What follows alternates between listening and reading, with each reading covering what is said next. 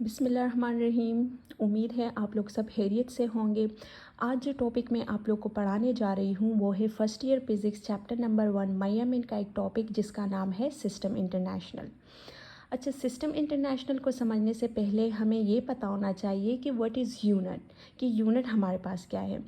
Unit is the chosen standard of measurement of a physical quantity. Unit हमारे पास क्या है कि किसी भी फिजिकल क्वांटिटी को मेजर करने के लिए हम जो खास amount as a standard consider करते हैं उसी को कहा जाता है यूनिट। लाइक हमारे पास जो फिजिकल क्वांटिटीज़ है लाइक लेंथ, मास, टाइम, तो इसको मेजर करने के लिए हमने कुछ खास अमाउंट को एज ए स्टैंडर्ड कंसिडर किया है। लाइक लेंथ के लिए हमने मीटर को एज ए स्टैंडर्ड कंसिडर किया है, मास के लिए केजी, टाइम के लिए सेकंड। तो इसी खास अमाउंट को कहा जाता है यूनिट। ठीक है। अच्छा, डेली लाइफ से रिलेटेड अगर मैं आप लोग को एक एग्ज़ाम्पल दे दूँ कि अगर कोई बंदा चाय पीता है और दूसरे बंदे से कहता है कि मेरे कप में चीनी डाल दो, तो सबसे पहले वो तो ये सवाल पूछेगा कि कितनी चीनी डाल दूँ। ठीक है। तो अगर आप लोग उसे कहते हो कि 1 टीस्पून या 2 टीस्पून डालें तो वो इजीली आपका काम कर देता है, क्योंकि आपने उसे एक ख़ास अमाउंट बता दिया। ठीक है। तो यहाँ पे जो 1 टीस्पून है ये आपके पास एज ए स्टैंडर्ड काम कर रहा है, एज ए यूनिट काम कर रहा है। ठीक है। तो यूनिट हमारे पास मतलब किसी भी फिज़िकल क्वांटिटीज़ को मेजर करने के लिए हमारे पास यूनिट इम्पॉर्टेंट है। ठीक है। यूनिट क्या है? किसी भी फिजिकल क्वांटिटी को मेजर करने के लिए हम जो amount as a standard consider करते हैं सिंपली वो यूनिट है। अच्छा, अब आते हैं कि SI unit, system international unit. कि सिस्टम इंटरनेशनल यूनिट हमारे पास क्या है? The international system of unit is a scientific method of expressing the magnitude और quantities of important natural phenomena. अच्छा, इंटरनेशनल सिस्टम ऑफ यूनिट हमारे पास वो साइंटिफिक मेथड है जो कि फ़िज़िकल क्वांटिटीज़ को डिस्क्राइब करता है, जो कि फ़िज़िकल क्वांटिटीज़ के यूनिट्स को डिफाइन करता है। या इजी डिफिनीशन ये लिख दे कि set of unit to describe physical quantity, या ये हमारे पास ऐसे सेट ऑफ यूनिट्स है जो कि फ़िज़िकल क्वांटिटी को डिफाइन करता है। ठीक है। अच्छा, हमारे पास सिस्टम इंटरनेशनल यूनिट की ज़रूरत क्यों पेश आई? वो इसलिए कि in earlier time scientist around the world were using different system of unit. These system of unit are MKS, CGS and FES system. अच्छा, सिस्टम इंटरनेशनल यूनिट का कॉन्सेप्ट जब नहीं आया था तो इससे पहले जो है ना डिफरेंट कंट्रीज़ के साइंटिस्ट जो है ना वो डिफरेंट यूनिट यूज़ कर रहे थे, different system of unit use कर रहे थे। लाइक MKS, CGS और FES सिस्टम यूज़ कर रहे थे। तो इन सिस्टम में हमारे पास डिफरेंट फिजिकल क्वांटिटीज़ के डिफरेंट यूनिट थे। ठीक है। लाइक हमारे पास जो है ना MKS सिस्टम में मास का जो यूनिट है वो केजी है, CGS सिस्टम में मास का यूनिट ग्राम है और FES सिस्टम में पाउंड। ठीक है। तो इस तरह जब कंट्री जो है ना डिफरेंट यूनिट यूज़ कर रही थी तो हमारे पास बहुत सी चीज़ों में मुश्किलात पैदा हो रही थी। लाइक अगर फॉर एग्ज़ाम्पल अगर लोग ट्रेडिंग करते तो अगर एक मुल्क जो है ना, अगर एक कंट्री मास की मेजरमेंट केजी में करते तो दूसरा मुल्क ग्राम में इसकी मेजरमेंट करता। तो इस तरह ट्रेडिंग में हमारे पास मुश्किलात पैदा हो रही थी और हमारे पास कम्युनिकेशन गैप पैदा हो रहा था और न्यू डिस्कवरीज़ में भी हमारे पास बहुत मुश्किलात पैदा हो रही थी और इस तरह बहुत सारी चीज़ों में हमारे पास मुश्किलात पैदा हो रही थी। तो इन्हीं को ख़त्म करने के लिए हमारे पास सिस्टम इंटरनेशनल यूनिट का कॉन्सेप्ट आया। इसके बाद क्या हुआ कि इन 1960 an international committee agreed on a single system for whole world. The system official name is the System International. No, we use these units.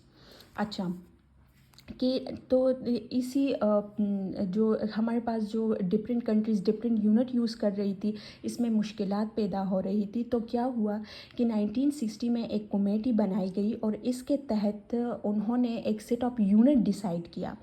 मतलब ऐसे सेट ऑफ यूनिट डिसाइड किए कि उसमें जो है ना तमाम जो फिज़िकल क्वांटिटीज़ थी उनको एक अलग अलग यूनिट दिया गया। तो इसी सेट ऑफ यूनिट को उन्होंने फिर नाम दिया सिस्टम इंटरनेशनल यूनिट।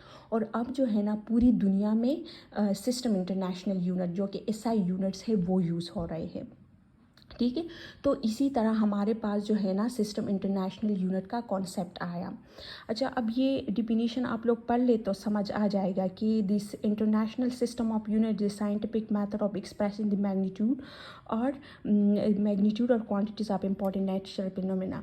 मतलब जब 1960 में जो साइंटिफिक मेथड या जो सेट ऑफ यूनिट डिसाइड किया गया फिजिकल क्वांटिटीज़ को डिफाइन करने के लिए, तो उसको कहा जाता है एसआई यूनिट्स। ठीक है। अच्छा, अब टाइप ऑफ यूनिट्स हमारे पास क्या है? There are 3 type of units. हमारे पास 3 टाइप ऑफ यूनिट्स हैं। एक हमारे पास है base unit, derived unit and supplementary unit.